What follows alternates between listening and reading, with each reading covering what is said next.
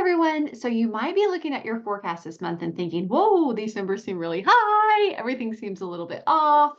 And I wanted to come explain to you what might be going on with your account.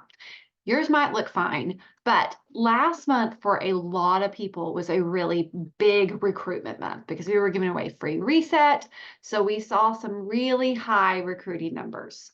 So I have a little fake account here for y'all to kind of look at an example of one that might be off and how I can look at this and see, oh yeah, these projections are probably not accurate.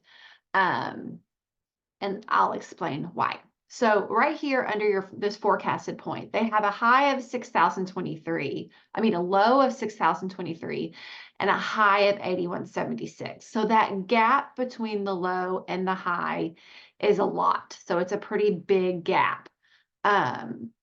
Most months, you'll see that gap be smaller, like maybe a couple hundred.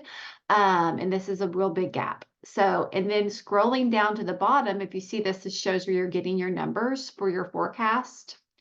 Their forecast, their subscription only estimate right here is only 4727. And then they're getting 1,854 points coming from new VIPs and 904 coming from discretionary orders. So they had a lot of people going in and placing orders last month without subscriptions and a lot of new VIPs. As you can see right here, they had 2,371 points of their actual pay points came from new VIPs. So this person had a huge recruitment month. The odds of repeating that are not great. Sometimes that happens, but even if you are one that always has, let's say if this number right here on last month, honestly, is anything over 1,000, maybe you do normally add 1,000 people a month, 1,000 points per people a month. I don't really care how many people. I'm more interested in the points when I'm looking at this. So maybe you do usually add 1,000 points per month, but that can still be unpredictable. A lot less predictable than your retention rates and because we have previous data on that. And people have subscriptions set up. So if you're seeing a higher number here, anytime you see you're going to see a bigger gap here. So the higher recruitment you have, the bigger this gap is going to be between the low and the high, because the low and the high is basically, I don't know what you're going to do this month. So I don't know how many new people you're going to add and how many people are going to order again that don't have subs on. So I'm just basically taking a guess. On the very low end, I think worst case scenario, maybe you get like 25% of what you had. I can't remember what percentages I stuck in there, but let's say that would be like worst case. I'm thinking like maybe only 25% of your people that joined last month, you have that same recruitment level again this month. But on your high, I'm thinking really optimistically, maybe this trend will stay and you'll have like, 80% or maybe even more than what you did last month. And so this is where this low and this high is coming from. I'm looking at your last month and I'm saying worst case scenario, best case scenario of what that's going to look like.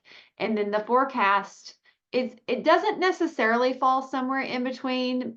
I tend to be more optimistic, but that's just my personality. So the forecast may seem always a little bit high for you.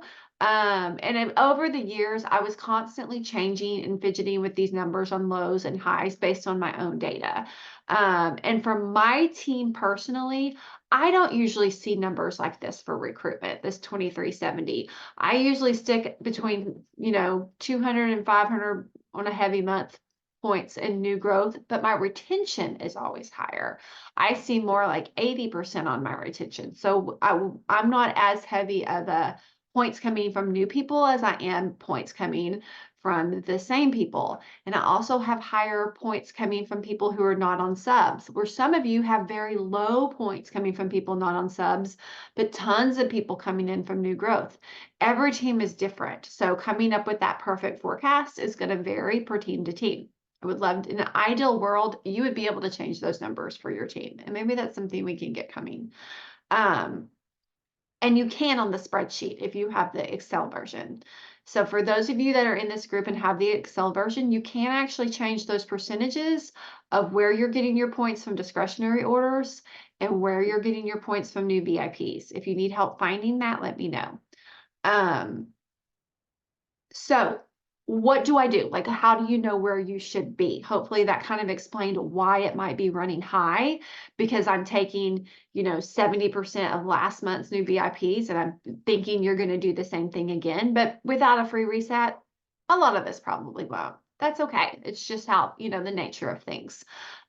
So either looking at the forecasted low, or you could even look at the bare minimum and look at your subscription only estimate, and then kind of maybe give yourself, you're going to be higher than your subscription only estimate because you're going to get points from new joins and from people not on subs.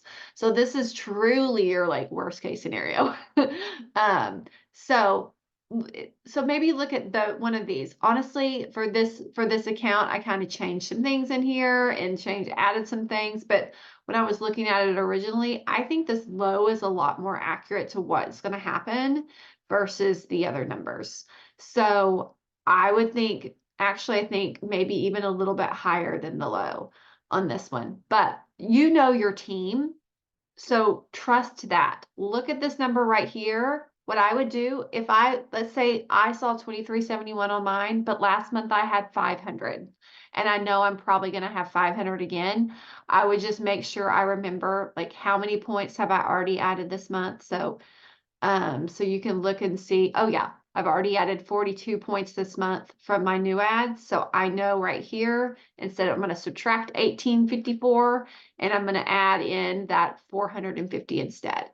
And no, that is where I think I'm going to be for my overall forecasted point. So this 1854 right here is going to this overall forecasted points right here. So I would subtract that from that number. So kind of say this again for y'all. So hopefully this makes sense. I know I'm normally at 500 point growth. That's what I'm shooting for this month. I would take 7486. Let me just pull out a calculator here. I would take 7486 minus this number right here, 1854. That gives me 5632. And then I would add the 500 minus the 42 that we've already had. That puts me at 6090. Hey, guess what? Her forecasted low is 6023. So for most of you, the low is probably going to be a more accurate forecast for the month of April. Now, maybe your March was normal. If your March was normal, disregard this whole thing. But if you had an incredible March, like I hope you all did, then you're probably going to be looking at your low. So hope this helps.